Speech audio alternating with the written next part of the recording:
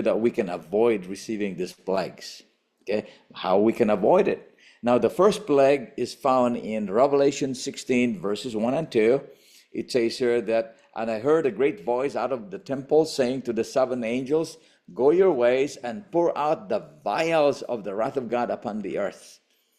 Okay, and the first went and poured out his vial upon the earth, and there fell a noisome and grievous sore. This is a painful sore. I don't know if you have experienced a sore in your skin, and when those sores are actually, big, are swollen, and there's some liquid coming out. Those are painful, and so this is one of the plague actually that God is going to pour out to this earth. Okay, now let's go to the second one. The second and the third is about the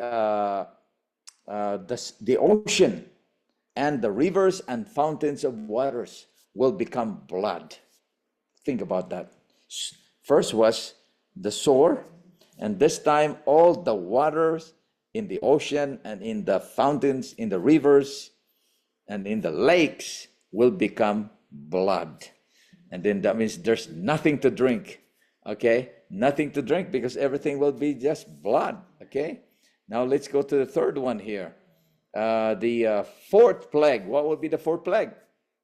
The sun, it says here, and the fourth angel poured out his vial upon the sun, and power was given unto him to scorch men with fire. That means it will be very hot. Okay, that it says here, men were scorched with great heat and blasphemed the name of God, which had power over these plagues, and they repented not to give him the glory. Okay, now when the sun is heated 7 times or 10 times, when the sun is heated, everything will just die.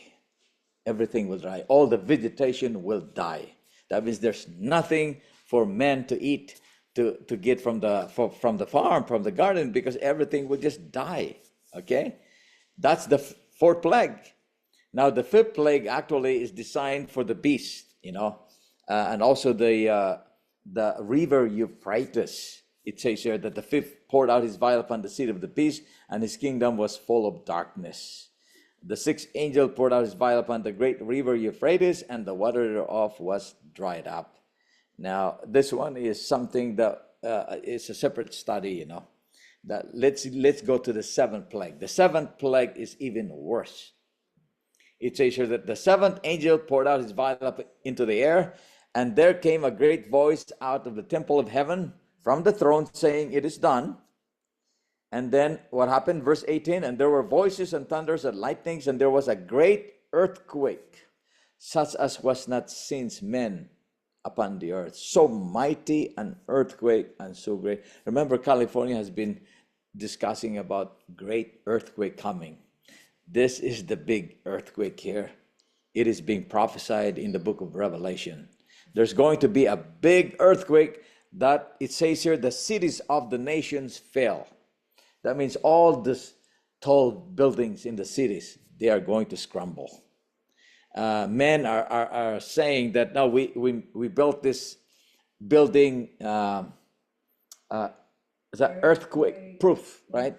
They say that it's earthquake proof, but there's no such thing as earthquake proof at this time when God is going to pour out this plague. Okay, it says here the cities of the nations fell, and great Babylon came in remembrance before God. Okay, and it says here in verse 20, every island fled away, and the mountains were not found.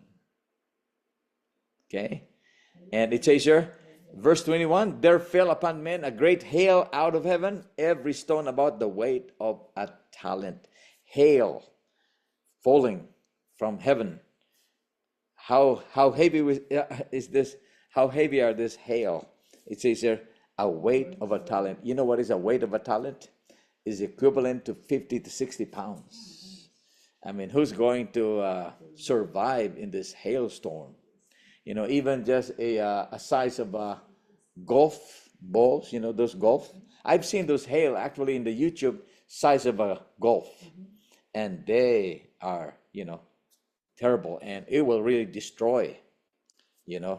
Uh, so these are the plagues that are being designed, okay? But the question is how we can avoid receiving these plagues. That's the number one question.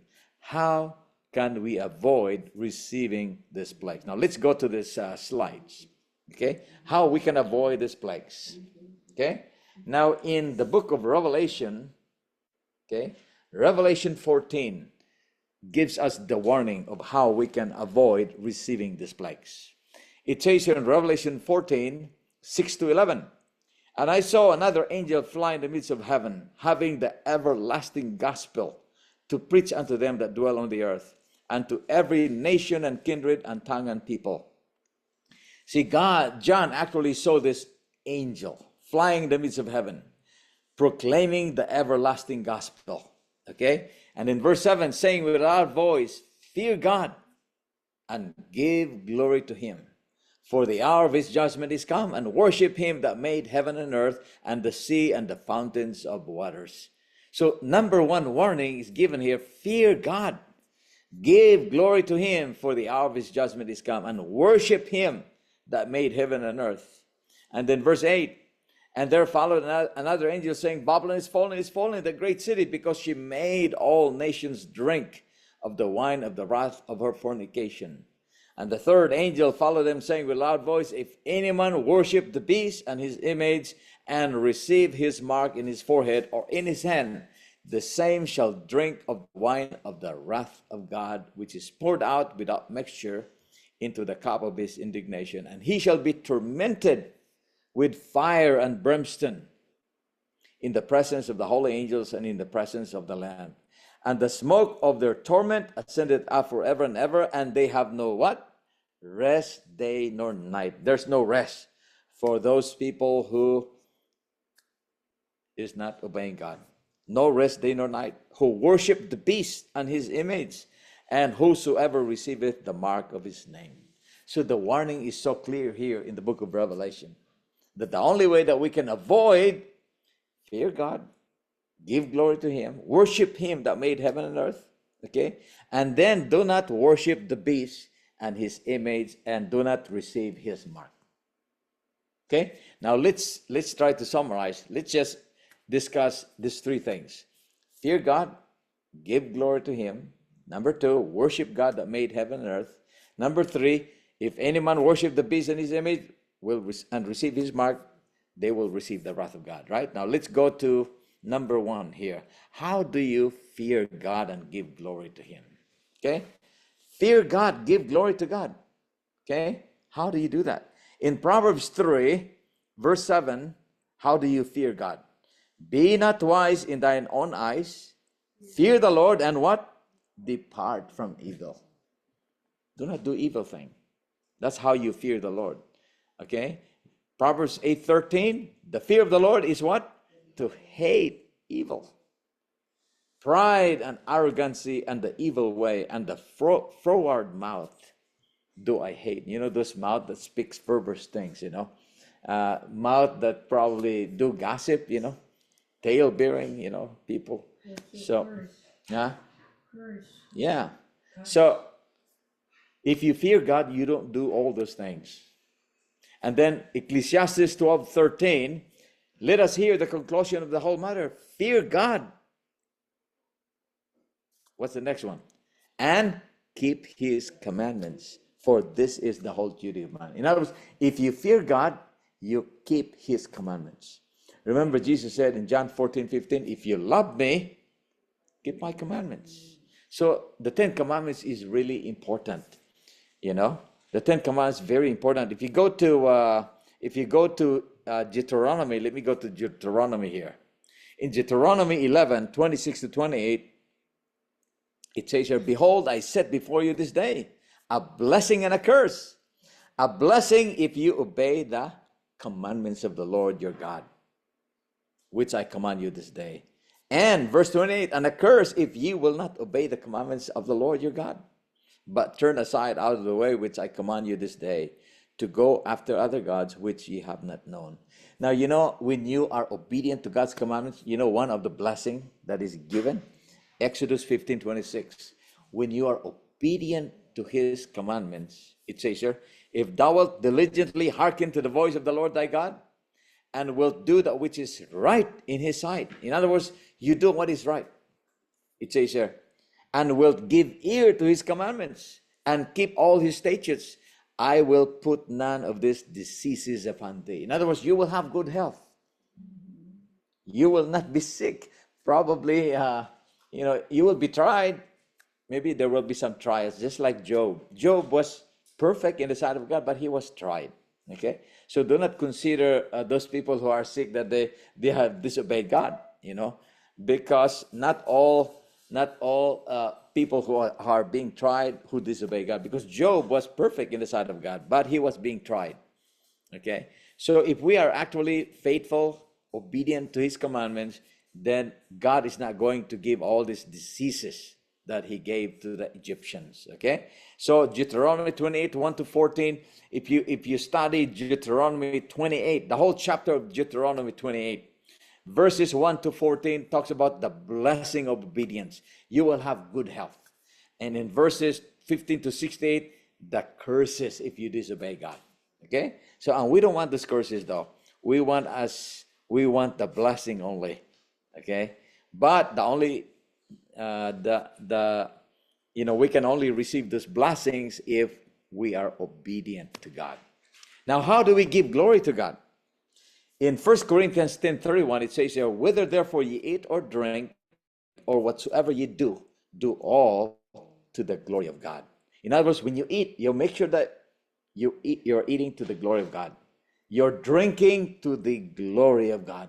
Can you glorify God when you drink alcohol? When you're drinking alcohol that you get drunk? Right? I don't think it's glorifying. It will damage your system. When you're smoking, are you glorifying God? No. It says here, whatsoever you do, do all to the glory of God. This is the only way that we can avoid receiving the plagues. We need to glorify God. In 1 Corinthians 3:16 and 17, know ye not that ye are the temple of God, and that the Spirit of God dwelleth in you? If any man defile the temple of God, him shall God destroy. For the temple of God is holy, which temple ye are. Our body is the temple of God. So if we try to defile this temple by putting things that are not good, then God is going to destroy this body.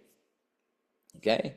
So that's how we can glorify God, and to glorify God also is actually to reveal his character, to manifest his character in us. What about number 2? Worship God that made heaven and earth. How do you worship God? It says here in John 4 verse 24, God is a spirit, and they that worship him must worship him in spirit and in truth. So God is a spirit, and those who worship him must worship him in spirit and in truth. Now, those people who are worshiping God on a different day, like on the first day of the week, are they really worshiping God in spirit and in truth? If God is a spirit and that we must worship him in spirit and in truth, is it truth to worship him on a different day than what he specified? Okay, it says here in Exodus 20:8-11, remember the day that he set aside, according to the discussion we had a while ago, that he had set aside a Sabbath, actually, that we can rest, right? It says here, remember the Sabbath day to keep it holy. 6 days shalt thou labor and do all thy work, but the 7th day is the Sabbath of the Lord thy God. In it thou shalt not do any work, thou nor thy son, nor thy daughter, thy manservant, nor thy maidservant, nor thy cattle, nor thy stranger that is within thy gates. For in 6 days the Lord made heaven and earth, the sea, and all that in them is, and rested the 7th day. Wherefore the Lord blessed the Sabbath day and hallowed it. So is it truth to worship